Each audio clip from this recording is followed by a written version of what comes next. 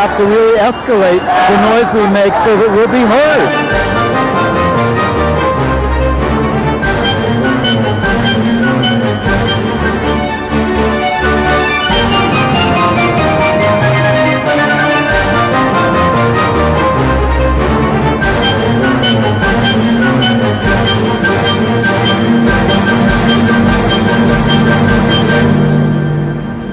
Hello, everyone. Welcome to Gay USA. I'm Ann Northrup. And I'm Chris Cooper, sitting in for Andy Hum, or you can call me by my John Travolta name, Kriggerper. I haven't checked mine out. I just called myself Hanging with Mr. Cooper this week. Andy's away for 1 week. He'll be back next week. I'm very happy to have you join me, Chris. Thank you. Glad to be here. Thanks, because it's a lot of work for only the glory. So that's why we're here. But per usual this season, we have a lot of news to cover, starting with the fact that the marriage trial in Michigan is getting very hot and heavy this week. Meanwhile, in Kentucky, the Attorney General has joined our side of the marriage equality debate, as has a judge in Texas. Very exciting. You know that Arizona Governor Jan Brewer vetoed the religious freedom bill, so-called, there. That's a long discussion. But the issue is still alive in Mississippi. St. Patrick's Day parades are still an issue, both here and in Boston. We'll tell you about that. Yep. In Uganda, you know about the anti-gay law there. Well, the World Bank has delayed an aid grant there, but because of the anti-gay law, but the U.S. is still trying to figure out how to handle this and how to react. Meanwhile, on the other side of Africa, in Ghana, the Catholic cardinal there has spoken up against the law persecuting LGBT Ugandans. In Moscow, the Open Games that we told you were in trouble last week did have a lot of trouble trying to take place there. We'll give you some details. And Larry Kramer's The Normal Heart will be on HBO, and we will bring you news of the lesbian who broke Twitter and other Oscar news. In insufferable detail, if we have time. But we'll start in Michigan. This is a case where a lesbian couple with various adopted and foster kids wanted to be able to both be parents to the kids. So they went to court a year or two ago and filed suit to have second parent adoption rights and two-parent rights over these kids.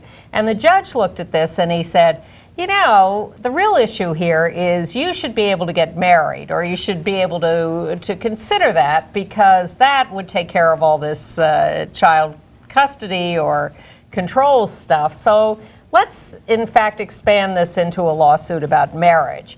So they said, okay, we'll do a marriage lawsuit. And so this has now finally come to court, and they are now taking testimony. This is very similar to the Prop 8 case in that it is an actual trial in court on the issues of same-sex marriage. And what that means, for example, is that there will be testimony under oath and the possibility for cross-examination.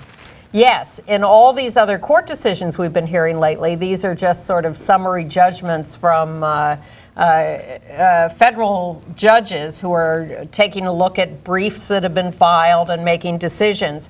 This Michigan judge said, like the judge in California, Vaughn Walker, a few years ago, I think we should conduct a full-scale trial on the issues. Should marriage be legal for same-sex couples? Is it bad for the children? You know, all these issues that get raised around this from both sides. So now they've started testimony. One of the most amusing things was that both sides want to qualify experts on this, and a lot of it is about child rearing and the history of marriage. And that's Michigan's main line of defense, is child rearing, as has turned up in so many other states. They focus on the child rearing as the reason why they say it should be man and woman only. Exactly. So the Attorney General of Michigan is submitting his list of experts to testify, and one is this young guy who is a Yale Law School student who is going to testify as an expert witness on the history of marriage, as if, I would like to point out, that has any relevance to whether same-sex couples should be allowed to marry, the history of marriage. So the judge takes a look at this guy's credentials and he says, I'm sorry, I'm not going to qualify you as an expert witness because someone else is still grading your papers. He said he may become an expert in the field someday, but not quite yet. So then, of course, the guy that the right wing and the Attorney General of Michigan wants to bring in is this Mark Regnerus, Right. who's done this study a couple of years ago that purports to find that gay parents are bad for kids, that they do less well than in families headed by heterosexual married couples. Right. Well, the real secret to all these studies is that what these studies prove is that a two-parent family does best. But if you, in fact, look at that across the board, you find that no matter the gender of the parents, that is true. And the ones who want to claim that it's heterosexual couples who do better are really comparing them to divorced people, single parents, all sorts of strange situations. And that's exactly what happened in the Regnerus study. His sample of so-called children who grew up with same-sex parents were actually situations where the parents were once married heterosexually and then they got divorced, and so it's a broken home that the kids are coming from, a divorced situation, which is, as you just said, proven to be. And it's even parents who have dabbled in homosexuality. Right. It's not even an established same-sex couple. It's or even an established gay person. So of 15,000 children in his sample, two were raised by a stable same-sex married couple. And he was asked, and how did those kids do? And he said, they did fine. Yeah. So he teaches, or he's based at the University of Texas in Austin, I think, maybe San Antonio, but I think Austin. Oh, Austin. Okay, so they issued a statement disavowing the study as he got up to testify. They're fully aware of his testimony in this case, and they spoke up and said, hey, don't pay attention to this guy, and don't take his credentials here as meaning anything, because we know this study is nonsense. They said they do not reflect the views of the Sociology Department of the University of Texas at Austin, nor do they reflect the views of the American Sociological Association, which takes the position that the conclusion he draws from his study of gay parenting are fundamentally flawed on conceptual and methodological grounds, and that findings from Dr. Regnerus's work have been cited inappropriately in efforts to diminish the civil rights and legitimacy of LGBTQ partners and their families. This is his own sociology department saying this about him. And the tragedy of all of this is that this study has been cited over and over and over again, not just here in the arguments about same-sex marriage in the states here, where they're discredited, but over in Russia, this was cited as part of the reason why they had to be able to take possibly children away from gay and lesbian parents, because Regnerus, they don't do well in homosexual families. So this is the great problem with this guy, and it's already been cited how he was funded by a right-wing group to produce this study. Exactly. They sat down and said, all right, what can we produce that will prove our point that we want to make politically? And yes, it is everywhere. And I'm just happy the University of Texas is speaking up, and I'm happy that he's getting cross-examined, very firmly in this courtroom.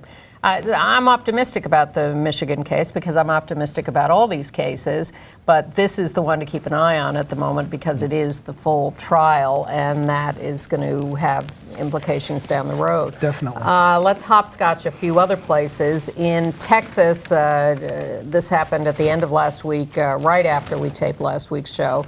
A district court in Texas, a federal judge, struck down Texas's bar on same-sex marriage, which is a pretty gutsy thing to do in Texas. But he stayed his decision pending a trial at the Fifth Circuit. He said in his decision, though, that the ban on same-sex marriage demeans gays for no legitimate reason. And that's the decision these judges are coming to. Here's a shock. The Texas Attorney General, who's running for governor, is appealing. Greg Abbott. He's a mess. There are 47 cases, by the way, moving forward in 25 states. And in Illinois, we told you last week that a judge in Cook County said that marriages could go ahead and take place in Cook County, which is Chicago, and not wait for June, which is the official starting date. Well, now the governor has said that the state will recognize same-sex marriages performed in any county. So all the county clerks have the right to go ahead and issue same-sex marriage before licenses. the June 1st official start date. Because they said there's just no reason to wait. Briefs have been filed in the 10th Circuit in the Utah and Oklahoma cases. There are now marriage cases in almost every federal circuit, I think. In the 9th Circuit, they're doing Nevada. And the 10th Circuit, they're doing Utah and Oklahoma. The 4th Circuit's doing Virginia. The 5th Circuit's going to do Texas. It goes on and on. But the 10th Circuit cases, Utah and Oklahoma, many briefs from many different people and organizations, but the most interesting one was filed by a group of Republicans headed by former Senators Alan Simpson, who's always been a good pro-gay iconoclast, and Nancy Kassebaum, who was a senator from Kansas, who's always been a sort of moderate Republican, but she's never come out for our stuff particularly. And to have her sign on as a leader on this brief is a big deal. Also signing on this brief is our close personal friend, whose name I'm blanking on, GOP strategist for Bush, who... Steve... No. Oh, we'll Not think Ken of it. Mellman. Ken Mellman. Yes. Please. I know. I have the same reaction, but he did sign on to this brief. Yeah. Meanwhile, the legislative committee in Idaho has okayed $1 million to fight marriage. They ought to talk to Paul Clement, who wasted millions trying to fight the Edie Windsor case. They're going to get nowhere with that, and they're just going to waste Idaho money. And there's a real internecine fight taking place in Virginia. There are two cases in Virginia. One is the Olsen Boyce-led case, which they have won in their original court. It's now, stayed and on appeal and everything. But there's another case that's more of a class action case, and now the ACLU and Lambda, which are running that other case, have moved to intervene in the Olsen Boyce case. And Olsen Boyce have said they're not welcome to intervene. Exactly. If you want to file an amicus brief, you can do that. But they think letting the other organizations intervene is going to slow down the case, or so they say. I mean, basically, it sounds like a lot of organizations sort of jockeying to be the ones to bring this before the Supreme Court. Exactly right. The ACLU and Lambda say it should all be consolidated on appeal, but, there are little territorial fights going on. Yeah. We're going to have Kate Kendall, the executive director of the National Center for Lesbian Rights, here next week, and ask her to sort some of this out for us, because NCLR has been involved in these cases, too. Very involved in the Utah case, by the way. Well, meanwhile, in Colorado, the governor there, a guy named Hickenlooper. No, Hickenlooper. Hickenlooper, thank you. Hickenlooper. John Hickenlooper. Has come out in favor of us, in favor of same-sex marriage. Now, he's already been in favor of civil unions, which they have in Colorado. But now he's come out in favor of same-sex marriage. Yeah, he's a good Democrat, but he's never spoken up for marriage rights, and this is a good step forward for him. Also, there is a case pending in Colorado by couples who have sued for marriage rights, so he felt he had to take a stand, and he's taken a stand for marriage. And they've also started a campaign out there for marriage called Why Marriage Matters Colorado. So then it's sort of as part of that he made his support known. Yeah, but maybe the thing that got the most notice this week was in Kentucky. Now, first of all, we had told you a couple of weeks ago that the original jurisdiction federal judge in Kentucky had ruled for us for marriage rights, but the cases stayed pending appeal. Well, just to clarify, in Kentucky, he hasn't ruled in favor of permitting same-sex marriage within Kentucky. It's just recognition of marriages performed out of state. Correct. And he has now ordered the state to do that now, not to wait. Right. And he said he will also hear a suit on actual marriage licenses to be issued by Kentucky. But there is a 3-week stay so the state could appeal the order on recognizing out-of-state marriages. So that's why the governor and the attorney general then had to weigh in on whether they were going to appeal that order to recognize out-of-state marriages. And the big news was that the Democratic attorney general, who's about to run for governor because the current Democratic governor is term limited, the attorney general in Kentucky stepped forward to say he is not going to appeal the judge's order.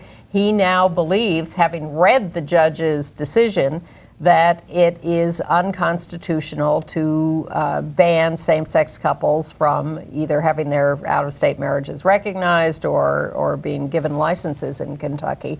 And this is a pretty bold move for a politician in Kentucky, especially one who's about to run for governor. So we have some video of this, perhaps? We have, and the judge, as I suspected and predicted a couple of weeks ago, this judge was nominated by Mitch McConnell.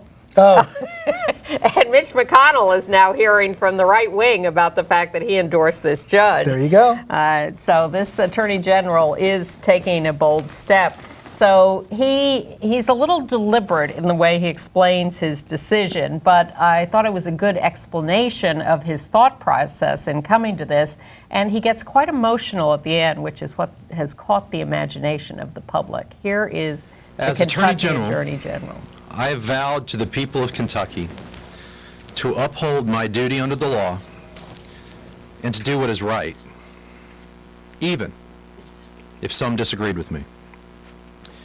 In evaluating how best to proceed as the Commonwealth's chief lawyer in light of Judge Habron's recent ruling, I've kept those promises in mind. When the governor and I were first named as the technical defendants in this lawsuit, my duty as Attorney General was to provide the Commonwealth with a defense in the federal district court and to frame the proper legal defenses. Those who passed the statutes and the voters who passed the constitutional amendment deserved that, and the office of the Attorney General performed its duty. However, it is my duty to defend both the Kentucky Constitution and the Constitution of the United States. The temporary stay we sought and received on Friday allowed me time to confer with my client and to consult with state leaders about my impending decision and the ramifications for the state. I have evaluated Judge Habron's legal analysis, and today am informing my client and the people of Kentucky that I am not appealing the decision and will not be seeking any further stays. From a constitutional perspective, Judge Habron got it right. And in light of other recent federal decisions, these laws will likely not survive upon appeal. We cannot waste the resources of the Office of the Attorney General pursuing a case that we are unlikely to win. There are those who believe that it is my mandatory duty, regardless of my personal opinion, to continue to defend this case through the appellate process. And I have heard from many of them. However, I came to the inescapable conclusion that if I did so, I would be defending discrimination. That I will not do. As Attorney General of Kentucky, I must draw the line when it comes to discrimination. The United States Constitution is designed to protect everyone's rights, both the majority and the minority groups. Judge Habron's decision does not tell a minister or a congregation what they must do. But in government, those majestic words that sit atop the United States Supreme Court of equal justice under law is a different matter. I'm also mindful of those in the business community who have reached out to me in the last few days encouraging me not to appeal the decision. I agree with their assessment that discriminatory policies hamper a state's ability to attract business, create jobs, and develop a modern workforce. I prayed over this decision. I appreciate those who provided counsel,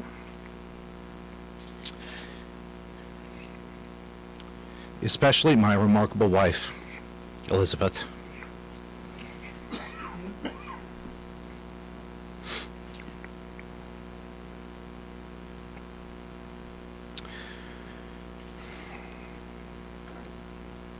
In the end, this issue is really larger than any single person. It's about placing people over politics. For those who disagree, I can only say that I'm doing what I think is right. In the final analysis, I had to make a decision I could be proud of. For me now, and for my daughter's judgment in the future. May we all find ways to work together to build a more perfect union and build the future Commonwealth in which we want to live, work, and raise all of our families. Thank you. I have no idea what all that weepiness was about at the end. I like an attorney general who cries. I think maybe he's weeping for his governor prospects, which he may have just in Kentucky. Maybe may have it'll just be flushed down the interesting toilet. to see how what happens to him after that. Well, the thing that I find most interesting about this, and it's now sort of, you've talked about this on the show before, about how we are getting same-sex marriage in many states now, and in some of those states, we don't even have non-discrimination laws yet. So Absolutely. people can be faced with a situation, for example, in Kentucky, where they don't have non-discrimination, and in fact, they have just, for the first time ever, had hearings on adding non-discrimination on the basis of sexual orientation to their statutes.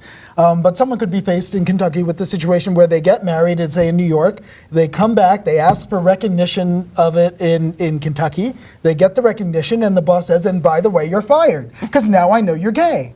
And that's perfectly legal. It's true. And It's absolutely true. And this situation is metastasizing to all these states where we never even dreamed it would come up, because same-sex marriage is just spreading so fast. Well, my hope is that this is going to be the driver of new non-discrimination laws, and we'll talk more about that. Maybe in we'll a few finally minutes. get federal, ENDA out of this. Absolutely. Well, I want a lot more than ENDA, and I want a much better ENDA if we're going to Agreed. stick to that. Agreed. But to be continued in a few minutes. Meanwhile, I guess someone who is taking that risk at the moment in Kentucky is a former Miss Kentucky, Miss Kentucky 2010, Dwan Trent, who came out. Maybe the Attorney General saw her before he made his decision, but she made a great statement about coming out, and I want to show you that. For Kentucky to recognize out-of-state same-sex marriages has granted a 3-week delay on his order to give the state time to prepare. This comes as a former Miss Kentucky tells us the ruling inspired her to make an important announcement. WKY Kristen Kennedy talked to her. A beauty queen used to standing in the spotlight is revealing a part of her you don't see in competitions. So you can look at me and you can see that I'm black. You can look at me and you can see that I'm a woman. But, if you look at me, you can't just tell right off of the top that I'm a member of the LGBT community. And so we have to speak up. Miss Kentucky 2010, Dwan Trent, is lesbian, and for the first time, she's speaking publicly about who she loves. We all want the same rights. You know, who you love is who you love. A federal judge ruled Thursday Kentucky must honor same-sex marriages performed in other states. This landmark decision allows homosexual couples to enjoy the same rights as heterosexual pairs. If a straight couple goes to New York and gets married, their marriage is recognized in Kentucky. So it should be the same for, you know, a homosexual couple as well. Trent hopes if she speaks out, she'll help others come out. I do have a little bit of a platform, and I'm happy to use it in that way to be able to inspire and help someone else to, you know, hopefully make that step themselves. In Lexington, Kristen Kennedy, WKYT. Governor Beshear says he and the Attorney General will discuss what their next steps should be regarding the judge's order. The governor says he'll make a decision promptly. And the governor did decide after the Attorney General said he wouldn't defend the law that he will hire outside counsel to argue for the ban. Right. I just want to say, in this case of this beauty pageant winner, Michael Sam, Jason Collins, all the highest profile comings out lately have been of African Americans. I think that's fabulous because, you know, the African American community just needs to see a lot more of that to bring us out of so much of that church-based stuff that holds us back from full acceptance of our LGBTQ brothers and sisters. So this is great. It is great, and I saw a film the other night called The New Black, which is making the rounds, may end up on TV, that's all about the debate within the African American community, particularly in conservative churches. And it's based in the Maryland referendum fight on legalizing same-sex marriage, which we won in 2012. And it's a little messy as a film, but it's a really compelling story of people on both sides and the arguments that take place. And for once made by an African-American filmmaker, a young woman, and told in African-American voices rather than from outside. It's told from inside, and I appreciated that. And there seemed to be a lot of excitement in the audience about taking the film into churches to start that conversation. Adding it to my list. Okay. All right, well, let's move on to other stuff. And you also know that by now, because it happened a week ago right after we taped last week's show, that Arizona Governor Jan Brewer did veto the so-called religious freedom bill after the entire business community came down on her head. But not before the Hispanic National Bar Association pulled out its convention from Phoenix, Arizona. So that, I think, might have been a red flag right there to really bring it home, you know? I think it's great that they did that. I do too. They didn't wait to see. They just said, this is coming down the pike. We are pulling out, and they've stuck to that. They're not going back in. They are just not going to have anything. They have enough problems with Arizona. And to be Andy for just one moment, this is why, you know, don't let people tell you that coalitions with other minority groups are not important. They are, they matter, and we need to work at them and maintain them. From all angles, including our involvement in all fights across the board. Exactly. It cannot be a one-way street. Yeah, so Jan Brewer, who is not known for being the most progressive politician, said the bill was overbroad and would have unintended consequences. The right wing is still screaming like crazy that this bill has been misinterpreted and really was only about florists and wedding cake bakers and how dare you trample our religious freedom. This is all very disingenuous on their part, because the fact is that these laws, whether written broadly or narrowly, are all about people having full reign to discriminate and to use these laws as a defense and say, you know, I have these religious feelings, which Andy has appropriately identified as hypocrisy and nonsense. Religious feelings. You're not asking people their divorce status or whether they're wearing mixed blend clothing or whatever else is supposedly, you know, taboo in the Bible. I will disagree with you, though, to this extent. Okay. I think the religious feelings may be genuine. You know, they may be very real. But the problem with them claiming, you know, oh, well, we have the right to express our religion in this case, is that they want to do it just for us. You know, it And they want to do it in the public marketplace, and that's but the thing is that people who have just as intense religious feelings, let's say, against interracial marriage or against black people in general, they don't want to, these same conservatives don't want to give them carte blanche to express their religious feelings. They just want to narrow it to us, and that's the problem, is that it again perpetuates the idea that we as lesbian and gay people need to be treated unequally and differently, and that we can never accept. And I'm going to continue my angle on this, which is, yes, they can have very sincere religious feelings against us or against other religions or against anybody, but once they enter the public marketplace to do business, they do not have a right to make decisions on that basis. Unless we want to make it a free-for-all for everybody. You know, the libertarian argument that we repeal all non-discrimination protections, and then I, as a gay person, have the right to say, oh, your religion says I'm intrinsically disordered, then I don't want to cater your wedding. I don't want to be your wedding planner, in which case there'll be a lot of very boring heterosexual weddings.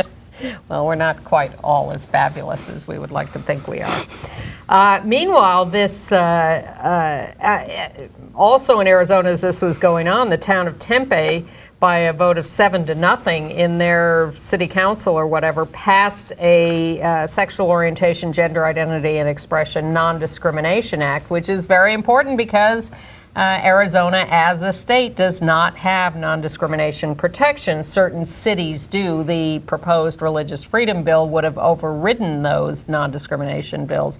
But this is the glaring reality that there are not non-discrimination bills. Now, there is the federally proposed ENDA, which includes, ironically, a broad religious exemption. If you are a Catholic hospital and ENDA is passed, you can fire your janitor for being gay. Not because the sexual orientation of the janitor has anything to do with the janitor accomplishing his or her job, but simply because you are a Catholic hospital, and you could adhere to your religious values. Even though you are in the public marketplace as a Catholic hospital, you would have that right. And we're the ones who wrote that religious exemption. Well, because we were trying to get it in, you know, no matter what, and address enough objections that we could sneak it past the Republicans, which I think is obviously, I think, as we have seen from this legislation in Arizona going down in flames, a bad idea, a bad move. We can get full protections. Well, we should listen to the Attorney General of Kentucky. Do what's right. Do what's going to let you sleep at night. Don't settle for these crumbs that are going to get us in worse trouble. Tell it to HRC. Well, I am telling it to HRC, and we should all tell it to HRC that we are not going to settle for this, just as we were not going to settle for an Employment Non-Discrimination Act that didn't include gender identity and expression. So we should not settle for an ENDA that includes these broad religious exemptions. And this is going to be the next big fight, and it's a fight we should wage. We should be fighting for full civil rights protections for not just employment, but housing and public accommodations, either joining the Civil Rights Act of 1964 or having a freestanding one on our own. But it's got to be more comprehensive, and it's got to be equivalent. Well, that's one of the fascinating things about the Arizona fight, is that the religious freedom argument was sort of the fallback position for religious conservatives, since they are clearly losing case after case after case for marriage equality. So they were like, okay, you may have marriage equality, but we're going to protect our religious freedom. And now Arizona has kind of demolished even that. It's made it much harder for Republicans to get on board with that in other states. So yeah, no, it's a great thing, and it's important that this battle was fought and won. But people sometimes write us who watch this show and say, I'm looking for a way to get involved in my local area. What should I be doing in my state or my city? And one big possible answer is look at the laws in your state or city. Are you protected? Is there a comprehensive civil rights protection for sexual orientation and gender identity and expression in your town, in your city, in your state? And if there isn't, that is what you could be organizing about. I don't want to, say you have to, or that's the only thing, far from it. But that is a key issue that is why we're doing the marriage fight, why we're doing all these other fights so that we can get to that part of it. And to acknowledge one place where it's happening in Idaho, a bunch of activists, I think 41 of them got arrested, which continues a pattern of arrests that they've been staging out there in protests, specifically so they can finally get a hearing out of the Republican legislature there of their non-discrimination bill. And we have total sympathy for that because we went through that here in New York. We had to fight for so long to get the Republicans to look at our non-discrimination bill. In Idaho, they're now up to 150 arrests total in 5 or 6 of these demonstrations. They were blocking the state senate for a while. They blocked the governor's office most recently. And yes, all they're trying to get is a hearing on a sexual orientation, gender identity, and expression non-discrimination act. And they're doing a fantastic job. And it's all very peaceful. They get arrested. They're not spending a lot of time in jail. They're just getting booked and released, and they'll all end up clogging up the courts with these cases. It's a wonderful, wonderful model, and if you're looking for what to do in your area, start Googling the Idaho protesters, because they're doing great. And can I just add, in my role as Andy for a second, just to get a little bit partisan, keep in mind that when you vote for legislatures, if you vote for Republican, even a good guy Republican, you could be handing control of that legislature to Republicans, and then they do things like bottle up non-discrimination laws that would protect us in committee so that they never get a hearing. So you've got to keep party affiliation in mind when you go to the voting booth. If we don't move ahead, we're not going to have time for the Oscars. We've got to get to the Oscars. All right, so this religious freedom bill was killed in Georgia this week, but it's still alive in Mississippi. At first, we thought they had taken the guts out of the bill and that we were going to be okay, but it turns out that there's still bad stuff there, so that's still up for grabs. Keep your eye on Mississippi. Florida Governor Rick Scott, who's in a battle to retain his governorship as a Republican against the very strange Charlie Crist, was asked about the religious freedom bill, and after refusing to answer about 3 times, finally said he too would have vetoed it. Let's see, where else have I got this? Just a related religious story. The Boy Scouts have come partway by legalizing scouts who are LGBT, well, not L, but not scout masters. But the right wing is still mad at them for even going that far. So there's this new Catholic sponsored group called Trail Life USA. That has started up that's really just horrendous. But there's a very bad story from Virginia where there's a Catholic priest who started one of these new groups, Trail Life USA. His church was sponsoring a Cub Scout troop, and the Cub Scouts had gone out and raised $2,800 selling popcorn. So this priest has stolen that money. He's actually legally entitled to it. And transferred it over to the new Trail Life program, even though most of the Cub Scouts have gone off to other scout programs. It's a bad week for Trail Life, because Trail Life also got a photo of a bunch of their Cub Scouts, quote unquote, standing around in a circle with their arms raised in salute like this. Not a good photo you want. They said they were actually moving between like poses, this, and they got caught like this. Also, while you were talking about Boy Scouts BSA, Disney has pulled out of funding the BSA because they don't allow adult scouts. Yeah, Walt Disney World had this thing where they would donate to employees who volunteered for the Boy Scouts, but now they're not going to do that anymore because the No Gay Leaders violates Disney's non-discrimination policy. Thank you, Disney. In Maryland, the Gender Identity and Expression Non-Discrimination Act has passed the Maryland Senate. They've been fighting for that for years. It now goes to the House of Delegates. We'll see how that turns out.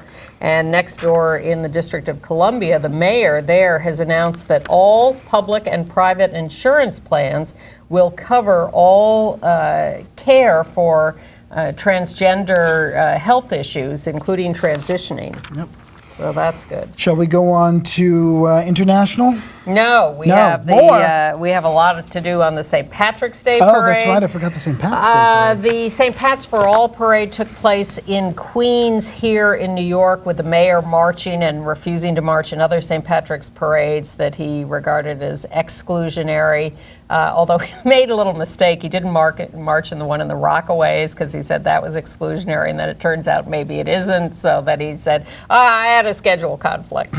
But we're still mad because the police commissioner, Bratton, is going to march on Fifth Avenue, and the cops and firefighters are going to march in uniform, and that's no good. And in Boston, they're having a fight because every year, a new mayor comes in Boston, and he says, I can fix this. I'm going to mediate this, and I'm going to get the parade to let the gay groups in, and it's all going to be fine. And then they try to mediate it, and the parade organizer says, oh, we're happy to have gay people march. They just can't be identified as gay. They can't wear any pins. They can't carry any signs or banners. The same as here in New York. Exactly. And the mayor goes to the gay groups and says, I've fixed it. You can march.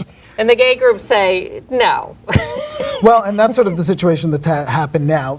Slight progress, I guess, in that the organizers are saying, okay, we'll let Mass Equality, which is, huge gay group up in there in Boston, march with the Mass Equality sign, not gonna happen. but not with any gay thing. No. Yeah. And each side is accusing the other of double Bad dealing. faith. Here's the real thing to watch out. Is Chuck Schumer going to march in the Fifth Avenue parade? Because he has, and his office is saying that he's going to, and we have to go get him and do March 17th demos. But here is a great message of support from Irish legislators in Ireland on the subject of inclusion in the St. Patrick's Day parades. Deputy John Halligan, Waterford Independent. Senator Avril Power, Fianna Fáil. Senator Ivana Bacik, Labour Party. Deputy Jerry Buttimer, Fine Gael, Cork South Central, and Chairman of the Fine Gael LGBT group. As TDs and senators from the four largest groupings in Leinster House, we are committed to full equality for LGBT people. We are proud of the huge progress that Ireland has made towards becoming a fully inclusive republic that cherishes all the children of the nation equally. And we strongly believe that the diversity and inclusiveness of today's Ireland should be reflected in all St. Patrick's Day festivities at home and abroad. Everyone should be able to participate in all events, irrespective of their sexual orientation, gender, creed or colour. We believe that it is wrong to exclude Irish American LGBT banners and members of the Irish American LGBT community from the main New York City St. Patrick's Day parade. It is discriminatory, unfair and completely out of touch with the values of modern Ireland. We commend and congratulate the organisers of the St. Pat's for All parade. We hope you have a great day celebrating a modern, inclusive and diverse Ireland. Banatina Féileamh Galera. From all of us here in the Dáil and the Shannon, happy St. Patrick's Day. And yet the idiots running the St. Patrick's Day parade on Fifth Avenue want to keep us out. But thank you, Ireland, for seeing this better. Thank you much. A few quick notes before we get to international news. Chelsea Manning, the transgender... Formerly Bradley Manning. Yes, I would say hero who blew the whistle on some secret documents of the Army, has been given the Sam Adams Integrity in Intelligence Award by ex-CIA officers. Congratulations. The District of Columbia Police Chief, Kathy Lanier, has commissioned and published a report on the relationship between the cops and the LGBT community and agrees that they need some improvements in D.C. They've had particular problems with transgender victims of violence who've been mistreated by the cops in D.C., stuff like that, but they're looking at that. In Utah, 40 legislators sat down to listen to 300 LGBT people tell their personal stories in an ongoing discussion of non-discrimination laws. That is a great model of actual conversation. At Drew University in New Jersey, baseball player Matt Kaplan has come out. He's following the lead of the guy in the Northwest, baseball player, college baseball player who came out. It's it's starting to spread. Yeah, domino effect. In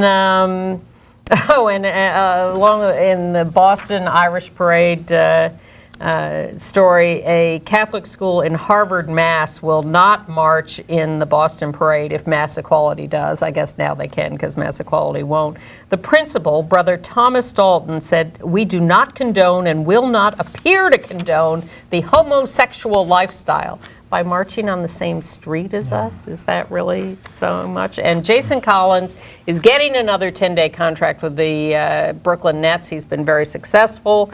He got a standing ovation in his first home game in Brooklyn, and his jersey that he wears with the number 98 in honor of Matthew Shepard, who was killed in 1998, is the biggest seller in the NBA store, and the proceeds are going to the Matthew Shepard Foundation. And glisten. On to international news. All right, so international news, Uganda is one of the flashpoints, and actually, quite apart before we even get to the Catholic Cardinal of Ghana, who condemned Uganda's laws, now there's a Vatican official who just yesterday came out and criticized Uganda's anti-gay laws, Cardinal Peter Turkson. Actually, he is the Ghana guy. Yes, he is. Moving right along. That's all right. We learn as we read. The U.S. ambassador to Uganda said that people who incite violence, propagate hate, may not get visas to the United States. And he will make sure that U.S. aid is not being used for hate. Now, in reality, the U.S. government has announced it's reviewing its relationship with Uganda, but has not made any decisions yet. Secretary of State Kerry has been quite outspoken. But the World Bank has gone ahead and made a move. They have indefinitely postponed a $90 million health care loan to Uganda. This is a great move on their part to object to this, but people are really confused about what to do because a lot of this aid it's going to fight AIDS. It's essential for a poor country. Do you really withhold that? But the World Bank's rationale was that we can't be sure that this aid will be distributed to some of the people who need it most, being LGBT people. Right. So similarly, the Netherlands is withholding money, and they're actually looking for ways to rechannel it through non-governmental agencies. Exactly. Frank Mugisha, who is the great Uganda gay activist, met with the National Security Council here at the United Nations, so he's talking to them about how to handle this. The president of Uganda, Museveni, said, based all this on, I had a committee and they told me scientifically that there's no natural basis for homosexuality. People are making a perverted choice and therefore I can outlaw it. Well, 3 scientists who were on the committee have resigned, saying you completely distorted our findings, you're lying about what we said, and we're not going to be associated with that. Because in fact their report is much more nuanced than what he had to say. And also, the other country that's in the midst of this at the moment, as we know, is Nigeria, which also passed a similar law about outlawing homosexuality, throwing people in jail. This Friday, tomorrow in New York, from 11 a.m. to 1 p.m., there will be a demonstration at the Nigerian mission to the UN, which is at 2nd Avenue and 45th Street. That is 11 a.m. to 1 p.m. Come anytime in there. 2nd Avenue and 45th Street. It's going to be a big demonstration, and we need to speak out. Whether we withhold aid or not, we need to speak out. And even though Uganda and Nigeria have been getting a lot of the attention, a recent article pointed out that Cameroon has been locking up LGBT people for many years now without the international community taking notice. The State Department has issued its annual human rights report, which goes down the list of what's happening in countries all over the world, and Secretary of State Kerry announced that he will prioritize LGBT rights worldwide, which Hillary Clinton also did as Secretary of State. But good news from Lebanon, where an anti-gay law has been trashed by a judge's ruling there. So that's progress in the Arab world, which is significant. Acquitted a transgender woman accused of having sex with a man as unnatural sexual intercourse, and the judge said, oh, don't be silly. But in Jordan, 10 gay people were arrested at a meeting, quote, to prevent a disturbance of the peace. Well, the only disturbance of the peace was arresting these people. But it is worldwide, and of course bad things happen here too. But the Pope has reaffirmed his support for civil unions as a possibility for same-sex couples. He had endorsed this when he was still in Argentina. But let's not give them too much credit, because it seems to be that they come out in favor of civil unions as sort of a backstop when they clearly think they're losing on marriage. Absolutely, but you know, I will say at least that's a little crack in the door rather than just slamming it completely. True. Updates on Russia. The Open Games, which are sort of gay games that were supposed to take place between the Olympics and the Paralympics. There was a week in between, and in Moscow we're going to hold 5 days of competitions open to the LGBT community. But they knew this was a risk. They didn't publicize it. The venues were all secret. Everything that was public was labeled not for anyone under 18 to conform with the law. Nonetheless, the government managed to find all the venues, call them up, tell them to cancel. They all canceled out the competitions. The Hilton Hotel, where there was supposed to be a conference, canceled the conference. In fact, a group called Spectrum Human Rights here marched to the headquarters of Hilton in McLean, Virginia, to express their anger at Hilton for caving to the Putin government, although given Putin's actions in killing protesters in Kiev and sending his army into Crimea, I'm not sure I'd stand up to him too vociferously either. So the games, some competition took place, but there were bomb threats, there was inaction by the cops, restaurants were refusing service to people, there was a smoke bomb that went off. It was a mess, and Greg Louganis was there for a couple of days. He was supposed to be, you know, the honorary gay doing this. And he said, you know, he wanted to go because he'd heard from Sochi that everyone was saying, oh, all this anti-gay stuff was so overblown and the media was just sensationalizing it and everything was fine. And then he goes to the Open Games and all this is happening, the smoke bombs and the venues being canceled. And he said everything was watched, was observed, scrutinized. It was very eye-opening, he said. So I'm glad Greg had his eyes open. And so meanwhile, in San Francisco, Michael Petrelis and a lot of activists out there staged a demonstration against another Russian conductor who's a friend of Putin's, who was leading the St. Petersburg Philharmonic. And they had one woman who went inside and dressed as a Pussy Riot person with a bright balaclava and held up a rainbow flag and got thrown out. And they had a good demonstration. The sad thing was that the audience was clapping when she was thrown out. No, yeah, that happens a lot, I think. And maybe not today because we don't have a lot of time, but you're going to have to tell us what's next for Queer Nation now that the Olympics are done. We are discussing that, and some of it is about non-discrimination laws here. Okay. But certainly we are still interested in everything around the world, and there was a demonstration at the Uganda mission today, which we were part of, and we'll be part of the Nigeria demonstration on Friday. Quick look at AIDS news. Well, there's some news that they've had some success with a preventive vaccine in monkeys. I'm always suspicious of this news because things that work in monkeys don't always work in human beings. But people are optimistic about that. We'll see. It'll take years if they get anywhere with it. The main thing about it, though, is that it seems to require once-a-month injections, and they seem to think they might even be able to get that down to once every 3 months. It'd be great. It's theoretically absolutely possible, but they're not there yet. Don't start going. Don't believe the hype. Don't lose protection just because you think this is going to be available.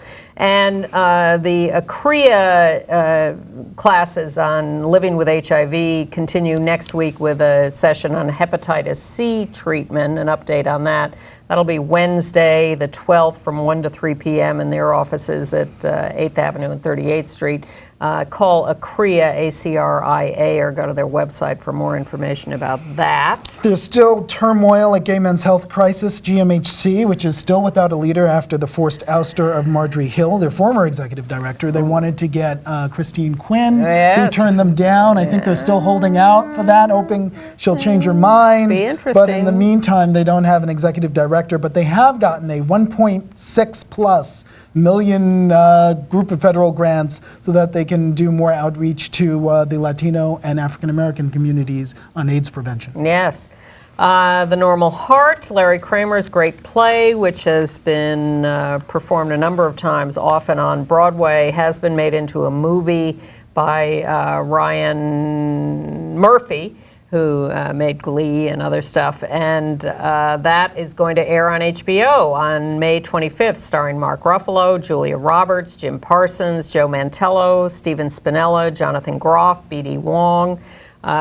So look for that in May on HBO, The Normal Heart. And good news, finally, on criminalization of HIV. The Iowa Senate, by a vote of 48-0, passed a bill written by the Zero Project, Sean Strube's group, that's working to stop the over-criminalization of people having sex who have HIV. It changes the current law there to criminalization only if you intend to transmit without the consent of your partner, lowers the penalties if it's not deliberate transmission, and you can defend yourself by proving that you took precautions, which is not always available as a defense in these places. So that's a good thing. Fantastic. All right. Academy Awards. All right. Well, I just have to note that Diana Nyad is going to be on Dancing with the Stars. Good for her. We'll see how far she gets. Best of luck. She's up against 2 ice dancers from the Olympics. So Exactly. I have a feeling they have the inside track. Everyone thinks so. Meanwhile... and Looking has been renewed for a second season on HBO I have already. to watch the first episode, which I understand is available free for streaming. So, Okay. John Travolta managed to mangle Idina Menzel's name. Yes. Which was my reference at the top of the show. And in other gay news, a lesbian broke Twitter. Ellen. I thought Ellen did a good job, and I'm not always her biggest fan because I find her humor a little bland. But I thought she was edgier on the Oscars, and I like that. There was the Liza Minnelli joke. Well, that I had a little trouble with. I thought it was funny. I'll confess. I can't claim I didn't laugh, but there was a huge debate over whether it was transphobic or drag-phobic. What Ellen said was something like, we have this great Liza impersonator here tonight. I've never seen anyone better. Good job, sir.